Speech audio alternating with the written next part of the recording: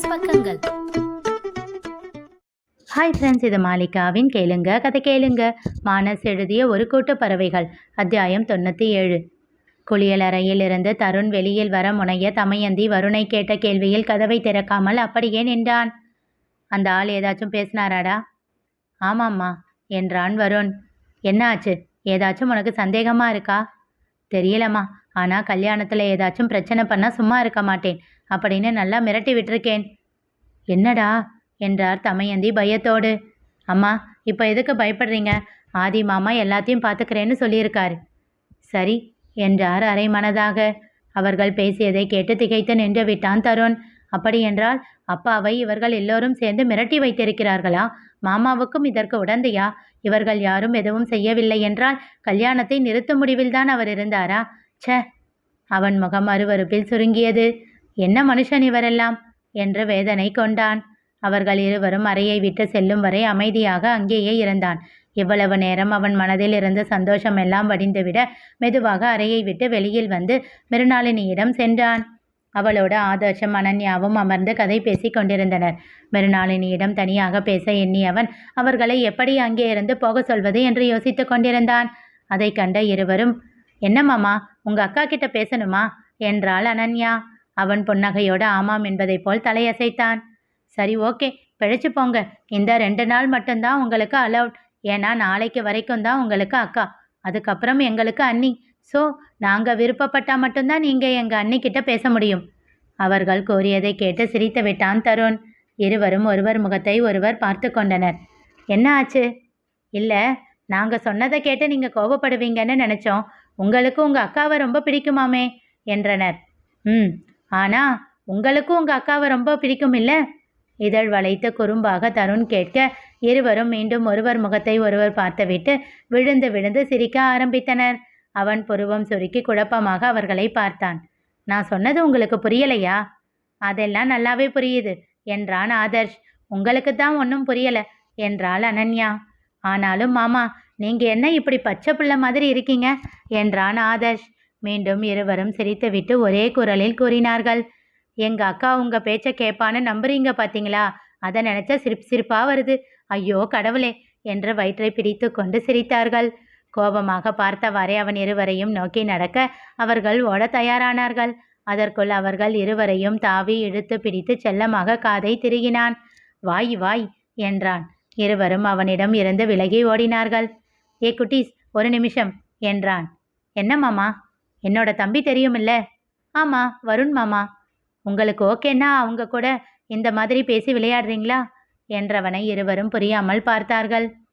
அவர்கள் உயரத்திற்கு குனிந்து இருவரையும் தோளோடு அணைத்து கூறினான். அவன் சின்ன வயசுல இருந்தே தனியா இருந்துட்டான். இப்போ நீங்க எல்லாரும் இப்படி சேர்ந்து விளையாட்டு பண்ணி சிரிக்கிறத பார்த்து அவனுக்கும் ஆசையா இருக்கு. ஆனா உங்க கூட அவனை சேர்த்துக்குவீங்களோ மாட்டீங்களோன்னு யோசிக்கிறான். ஸோ அவன் சொல்லி கொண்டிருக்கும் போதே ஓகே ஓகே புரிஞ்சிடுச்சு, இதெல்லாம் ஒரு விஷயமா? டோன்ட் வரி மாமா, நாங்க பார்த்துக்கிறோம் என்று விட்டு சிட்டாக ஓடிவிட்டார்கள். சிரித்து கொண்டே மிருணாளினியிடம் திரும்ப இவர்கள் செய்வதையெல்லாம் புன்னகையோடு பார்த்து கொண்டிருந்தாள். அவள் அருகில் சென்று அமர்ந்தான் தருண். என்னடா? அக்கா, வருண் வந்துட்டான். அதுதான் இப்போ சொன்னியே. இல்லக்கா, உன்கிட்ட ஒரு விஷயம் சொல்லணும் என்று விட்டு தமயந்தியும் வருணும் பேசியதை அவளிடம் கூறினான். அவள் முகம் வாடி போனது. அப்படி அவரை நாங்கள் என்னடா பண்ணோம்? ஏன் எங்கள் மேலே இப்படி ஒரு வெறுப்பு என்றால் எங்கேயோ வெறித்து கொண்டு. அக்கா விடு, இப்போ அது பிரச்சனை இல்லை. எல்லாரும் மிரட்டி வச்சிருக்கிறதுனால தான் அவர் இங்கே வரல போல இருக்கு. ஒருவேளை அவங்கள ஏமாத்திட்டு இல்லை அவங்கள மீறி இங்கே வந்து பிரச்சனை பண்ணால் என்ன பண்ணுறது? என்ன பண்ணுறதுன்னா நீ என்ன கேட்க வர? எனக்கு புரியலை. இந்த கல்யாணம் நின்றுட்டா என்ன பண்ணுறதுன்னு யோசிக்கிறியா? தருணை ஆழ்ந்து நோக்கியவாறு கேட்டாள். அவன் பதில் சொல்லாமல் தலை குனிந்தான். சின்னதாக சிரித்தாள் மிருணாளினி. டேய், என்ன நடந்தாலும் என்னோட கல்யாணம் நடக்கும், நீ கவலைப்படாத. எனக்கு ஆதி மேலே நம்பிக்கை இருக்கு. அதை விட என்னோட புகுந்த வீட்டு ஆளுங்க மேலே நம்பிக்கை இருக்கு. சரியா? அவங்க என்னை விட்டுட மாட்டாங்க. அதனால நீ தைரியமா இரு. இப்படி முகத்தை தொங்க போட்டுக்கிட்டு இருக்காத. எல்லாத்தையும் மறந்துட்டு ஜாலியாக என்னோட கல்யாணத்தை என்ஜாய் பண்ணு. உங்கள் எல்லார் முகத்திலையும் சந்தோஷம் இருந்தாதான் என்னாலையும் சந்தோஷமா இருக்க முடியும். அவள் கையை கட்டி கொண்டு தோளில் சாய்ந்தான். நானும் பெரியப்பா பெரியம்மாவுக்கே பையனா பிறந்திருக்கலாம் என்றான் மெல்லிய குரலில். அவன் கன்னத்தில் செல்லமாக அடித்தவள், சித்தி என்னடா பண்ணாங்க? பாவம் அவங்க, என்றாள். ம் என்று விட்டு அவள் முகத்தை நிமிர்ந்து பார்த்தான். ஆனாலும் அவங்களுக்கு வருண் மேலதான் பிரியம் அதிகம் என்றான். சி, நீ என்ன சின்ன குழந்தையா இப்படியெல்லாம் பேசுற? அவன் இதழில் புன்னகை அரும்பியது. சரி சரி, இதையெல்லாம் மறந்துட்டு போய் வேலையை கவனி. சரி என்பதை போல் தலையசைத்து விட்டு எழுந்தான். தருண். என்னக்கா? சும்மா அன்விதா பின்னாடியே சுத்திக்கிட்டு இருக்காத. சொந்தக்காரங்க எல்லாம் வர ஆரம்பிச்சிட்டாங்க. அவங்க கேள்வி கேட்டா அப்புறம் வீட்டில் எல்லாரும் அவங்களுக்கு பதில் சொல்ல வேண்டியிருக்கும். இடுப்பில் கையை வைத்து அவளை முறைத்தான். எதுக்குடா முறைக்கிற? ரூல்ஸ் சங்கநாயகி, உன் வேலையை ஆரம்பிச்சிட்டியா என்றான். டேய், அடி வாங்க போற. பட்ட பேரெல்லாம் வைக்கிறியா நீ என்றாள் கோபமாக.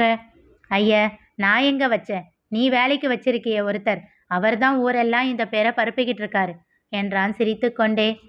யாருடா? பாரியா? கண்கள் சுருக்கி கேட்டாள். ஆமாம் என்பதை போல் தலையசைத்து விட்டு சென்றான். அவன் வரட்டும், அவனுக்கு இருக்கு இன்னைக்கு என்று முணுமுணுத்தாள் மிருணாளினி. வெளியில் சென்ற தருணின் பார்வையில் பட்டான் பாரி. பாரி அண்ணா. என்ன தருண்? அக்கா உங்களை கூப்பிடுறா. அப்பா, இவங்களுக்கு வேற வேலையே இல்லை. கண்ணுக்கு குளிர்ச்சியா பொண்ணுங்களெல்லாம் பார்த்துக்கிட்டு நின்றுட்டு இருக்கேன்ல, அதான் மூக்கு வேத்து கூப்பிடுறாங்க என்று தருணிடம் புலம்பி விட்டு அவன் மிருணாளினியை காண சென்றான். பொங்கி வந்த சிரிப்பை அடக்கி கொண்டு, ஆண்டவா, இந்த பிள்ளையை காப்பாத்துப்பா என்று வீர மஜித் போல் வேண்டிக் கொண்டு சென்றான். உள்ளே சென்ற பாரி என்ன ஆனான் என்று நான் சொல்ல தேவையில்லை, உங்களுக்கே புரிந்திருக்கும். லிங்கேஸ்வரன் நடு வீட்டில் நின்று கத்திக்கொண்டு இருந்தார். ஜெயந்தி, ரெடியா? வரீஷ், இன்னும் என்னடாண்டா பண்ணுவீங்க? எதுக்குங்க இப்படி டென்ஷன் ஆகுறீங்க? 10 நிமிஷத்துல கிளம்பிடலாம் என்று சலித்து கொண்டே வந்தார் ஜெயந்தி. எனக்கு ஒன்றும் இல்லை, சும்மா ஃபோன் அடித்து என்னை டென்ஷன் பண்ணிக்கிட்டே இருக்கான் அவன். அவர் சொல்லி முடிக்கையில் அழைப்பு வந்தது. இதோ பண்ணிட்டான் இல்லை என்று விட்டு அழைப்பை ஏற்று, என்னடா என்றார் கடுப்பாக. கிளம்பியாச்சா என்றான் முரளி. வரேண்டா, ஏன் இப்படி காலில் சுடு தண்ணி ஊற்றின மாதிரி அவசரப்படுத்திக்கிட்டே இருக்க? இதோட 30 தடவை கால் பண்ணிட்டேன் என்றார் கோபமாக. சரி சரி வாங்க. அவர் கோபத்தில் பம்மிக்கொண்டான் முரளி. இதழில் புன்னகையோடு பார்த்து கொண்டிருந்தார் ஜெயந்தி. அழைத்தது முரளிதான் என்று அவருக்கு புரிந்தது. எந்த ஒரு நல்லதாக இருந்தாலும் கெட்டதாக இருந்தாலும் அவனுக்கு லிங்கேஸ்வரன் அருகில் இருக்க வேண்டும். இல்லை என்றால் இப்படித்தான் அவரை படுத்தி எடுத்து விடுவான். என்ன அப்படி பார்க்குற? அவன்தான் விடாமல் ஃபோன் பண்ணிக்கிட்டே இருக்கான் இல்லை. நாம் முதல்ல கிளம்பி போகலாம், அவங்க பின்னாடி வரட்டும். வேண்டாம் ஜெயந்தி, எல்லாரும் ஒன்றாவே போகலாம். என்ன, ஒரு 10 நிமிஷம் முன்ன பின்னாகுமா? சேர்ந்து போனாதான் நல்லா இருக்கும். அதுதான் கொஞ்சம் கோபமாக பேசினேன்ல, இனி கால் பண்ண மாட்டான் என்றார் புன்னகையோடு. நிறைய பக்குவப்பட்டு விட்டார் என்று எண்ணிக்கொண்டார் ஜெயந்தி. அதற்கு காரணம் வயதாக இருக்கலாம், அல்லது முரளியின் சகவாசமாக இருக்கலாம், இல்லை என்றால் சில இழப்புகள் அவரை மாற்றி இருக்கலாம் என்று எண்ணி அவரின் கண்கள் கலங்க துடித்தன. வரீஷ் தன் மனைவி பிள்ளைகளோடு மாடியிலிருந்து இறங்கி வந்தான். ஜெயந்தி, எல்லாரும் கார்ல உட்காருங்க, இதோ வரேன் என்று விட்டு பூஜை அறைக்குள் சென்ற கணவரை வருத்தத்தோடு பார்த்தார் ஜெயந்தி. சுவரில் புகைப்படமாக தொங்கிக் கொண்டிருந்த ஜெகநாதனையும் வேதவல்லியையும் கைகூப்பி வணங்கிவிட்டு வெளியில் வந்தார் லிங்கேஸ்வரன்.